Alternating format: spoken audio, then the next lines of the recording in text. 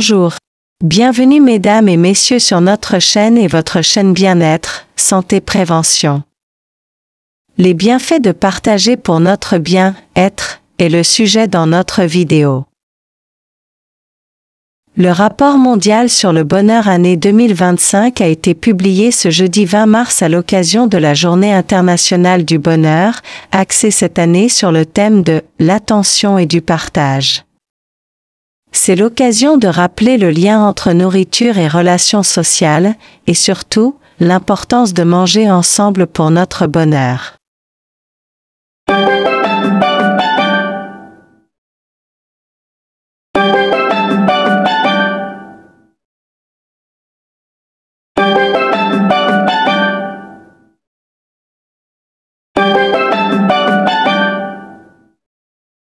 Quelle est votre source de bonheur?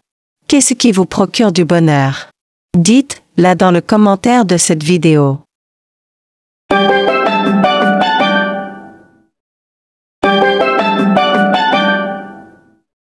Qu'est-ce que la Journée internationale du bonheur qui se tient chaque année le 20 mars?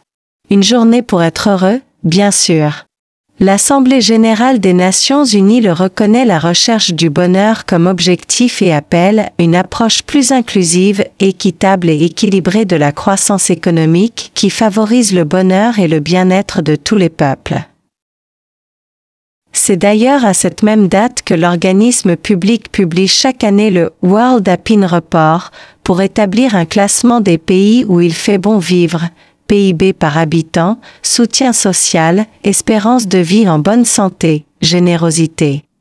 Comme le révèle le journal Le Figaro, la Finlande reste le pays le plus heureux du monde pour la 8e année consécutive tandis que les États-Unis tombent à la 24e place.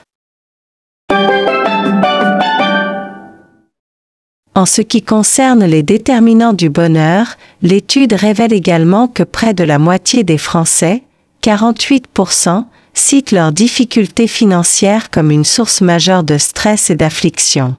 En outre, près d'un tiers des Français, 29%, ressentent un manque de sens ou de direction dans leur vie, ce qui affecte leur bien-être tandis que 26% se disent préoccupés par l'instabilité politique et les tensions sociales. Enfin, un Français sur 4 souffre de problèmes de santé mentale qui nuisent à leur qualité de vie sachant qu'une proportion similaire est affectée par des problèmes de santé physique. La Journée internationale du bonheur préconise manger ensemble pour une société plus connectée. Mais il s'avère à l'inverse que la famille et les enfants sont la principale source de bonheur pour près de la moitié des Français.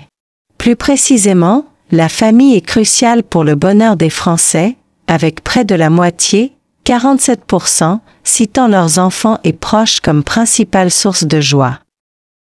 Les amitiés jouent également un rôle important dans le bonheur de près d'un tiers des Français, 29%, tout comme le fait de se sentir aimé, 27%, renforçant l'estime de soi et apportant sécurité et confiance, et ce sans oublier les relations amoureuses, une source de bonheur pour 26% des Français. Enfin, le foyer est un refuge pour 26% des Français, offrant confort et sécurité. Les liens sociaux sont essentiels à la santé, au bonheur et à la prospérité. Les personnes en ayant davantage tendent à être plus heureuses, moins stressées, plus satisfaites de leur vie, moins sujettes à la dépression, plus engagées dans leur communauté et moins exposées aux maladies ou au handicap. Parallèlement, l'isolement social et la solitude sont fortement associés à des conséquences négatives sur la vie. L'absence de liens sociaux a été associée à des taux de maladie plus élevés, une espérance de vie plus courte, un bien-être subjectif plus faible, des taux de criminalité plus élevés et un soutien accru à l'autoritarisme. Une méta-analyse largement citée par les médias a même estimé que les conséquences négatives de la solitude et de l'isolement sur la santé équivalaient à peu près à fumer 15 cigarettes par jour. La fréquence des repas partagés constitue un indicateur de connectivité sociale. Dans de nombreuses sociétés, les repas sont considérés comme des moments d'échange et de transmission, et nourrissent aussi bien les liens familiaux qu'amicaux. Ceux qui partagent davantage de repas avec d'autres personnes affichent des niveaux de satisfaction et d'affection positifs nettement plus élevés et des niveaux d'affect négatifs plus faibles. Ce constat est valable quel que soit l'âge, le sexe, le pays, la culture et la région.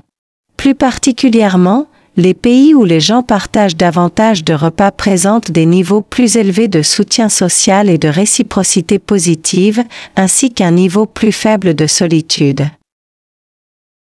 D'un point de vue scientifique, 2 raisons expliquent pourquoi partager un repas s'avère si bénéfique. Cette habitude aide non seulement à créer et à renforcer les amitiés et les relations familiales, mais procure également des bienfaits pour la santé en tant qu'individu. Ce n'est pas seulement ce que nous mangeons qui est important, mais aussi comment nous mangeons. Dans un monde où la solitude est de plus en plus reconnue comme un problème de santé publique, repenser la façon dont nous nous réunissons autour de la table et à quelle fréquence pourrait apporter des solutions pratiques pour améliorer le bien-être. Nous voulons savoir votre source de joie, ce qui vous donne le bonheur. Partagez avec nous dans le commentaire. Est-ce l'argent, vos enfants, votre foyer, vos amis?